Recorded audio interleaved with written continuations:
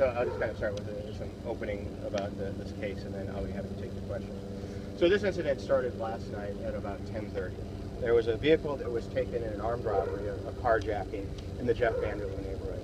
The vehicle that was taken in the carjacking was described as a white car, very distinctive, with a spare tire, a donut tire on it.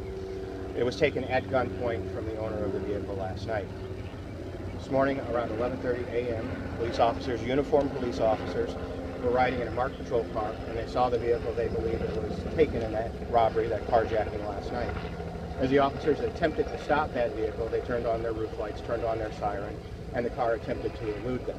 It appeared that the car was occupied by 3 individuals: a driver, a front seat passenger, and a back seat passenger.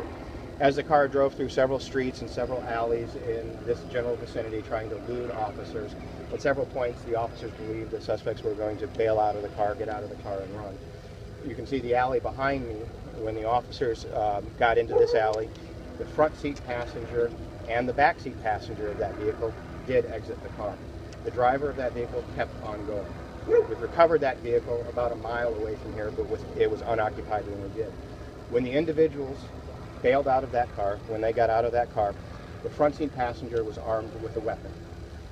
There was a weapon used in the carjacking last night, as told to us by the victim.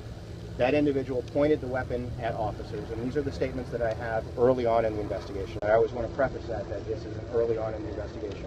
That individual pointed a weapon at a police officer as he was exiting his car. The police car was occupied by 2 officers, a driver and a front seat passenger. As the front seat passenger of the police car exited the vehicle and had a gun pointed at him, he fired several shots. We're in the process of determining how many shots were fired, but multiple shots were fired at the suspect. The suspect continued to run from the officer, ran what I would describe as 30 to 40 yards, collapsed, and was pronounced at the scene here by EMS. We recovered a gun at the scene. Right now, we're working on interviewing witnesses, looking in the area where cameras may have caught this. These officers did not have an in-car camera in their vehicle, so there is no video of the incident. So here's what we know. Vehicle taken in a carjacking last night by an armed suspect, seen by officers this morning at around 11:30. Attempts to elude officers, occupied by 3 individuals. They get to this alley behind us. At that point, 2 of the 3 occupants of the car exit the vehicle, bail out. This driver continues on. We've recovered that vehicle unoccupied. Driver, or the passenger of the front seat of the vehicle, points a weapon at officers. One officer, who's been on the department about 7.5 years, fired multiple shots at that suspect, striking him. The suspect was pronounced at the scene. We have in custody the backseat passenger who was not shot, who was not injured, who did resist arrest, but the officer simply turned the taser. That's where we are with our investigation right now. No video that we're aware of right now. If there is video and anyone has video, we urge them to come forward.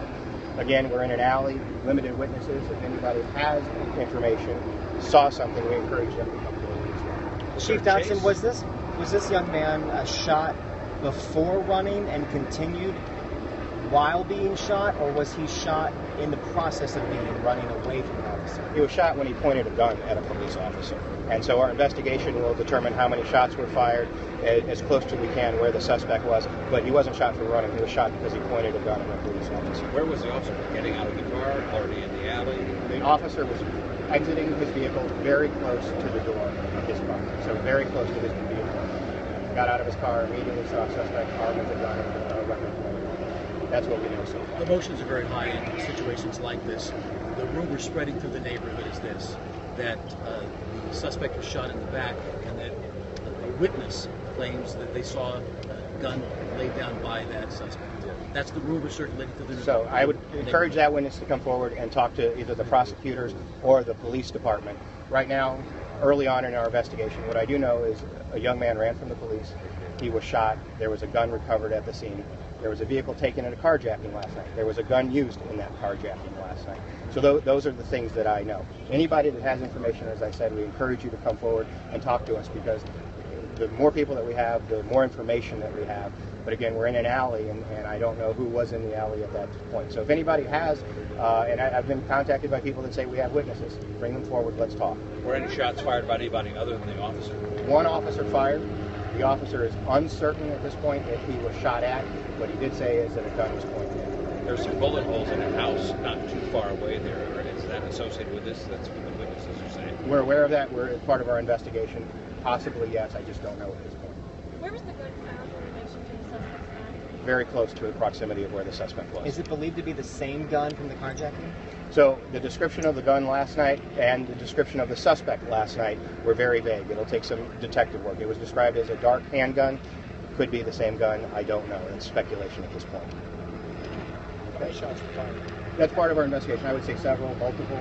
We're in the process of collecting the shell casings that were there, as well as inspecting the officer's weapon. At this point, I don't know, but multiple, several. Is it believed that all three suspects were involved in the carjacking, or just happened to be in the car believed to be involved in the carjacking? What we know is there were 3 individuals in a car that were taken in a carjacking last night. Police officers attempted to stop them with their lights and sirens. They ran. 2 of the individuals got out of the car and ran on foot. The driver continued on until he abandoned the car. It's early on in the investigation, but that's what we do know right now. Helicopter circling above, presumably, is still searching for the driver of that vehicle that was abandoned. So the car was abandoned about a mile from here. That's part of the ongoing investigation. Certainly looking to see addresses where people live, all part of the investigation. But again, we're an hour and a half into this. It's very early. The information I gave you is preliminary, but I wanted to make sure that you had at least a little bit of context about what's been going on today. How quickly were they pursuing the suspects, the officers? The entire incident lasted less than 2 minutes. So less than 2 minutes.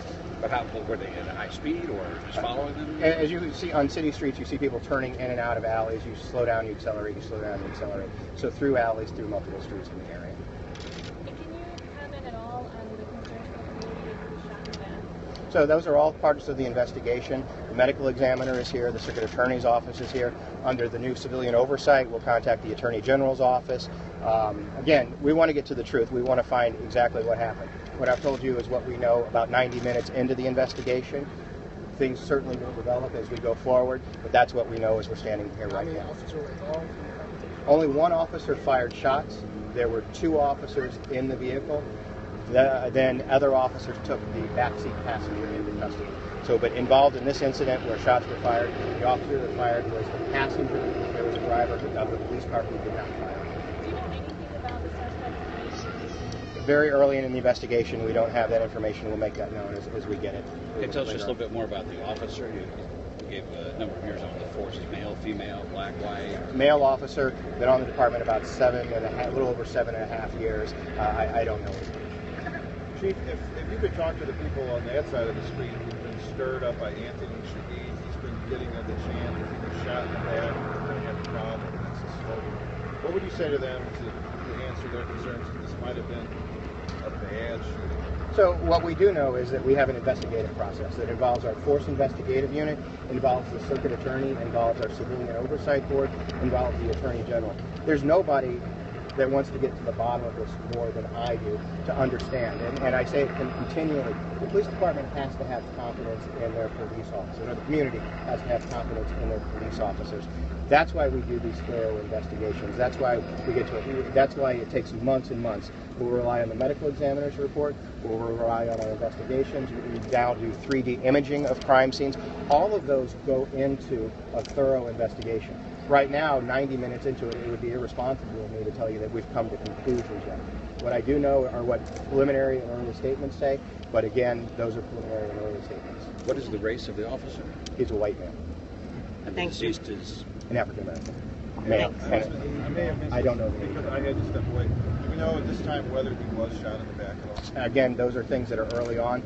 The medical examiner will have to give us information about that. And I don't know. the gun that was recovered, was it on his person at the time they found it, or was it thrown away? It was I would describe it as in the very close proximity to where the individual came to us. And what's the next step with officer involved? So our force investigative unit was on site. They'll conduct the investigation. At the same time, the circuit attorney's office will conduct their investigation. This officer will be submitted to drug testing, alcohol testing, put on administrative duty, have an opportunity to talk to a counselor, a therapist, a psychiatrist, and then we'll make decisions about that after that happens. Thank you. Thanks, Chief.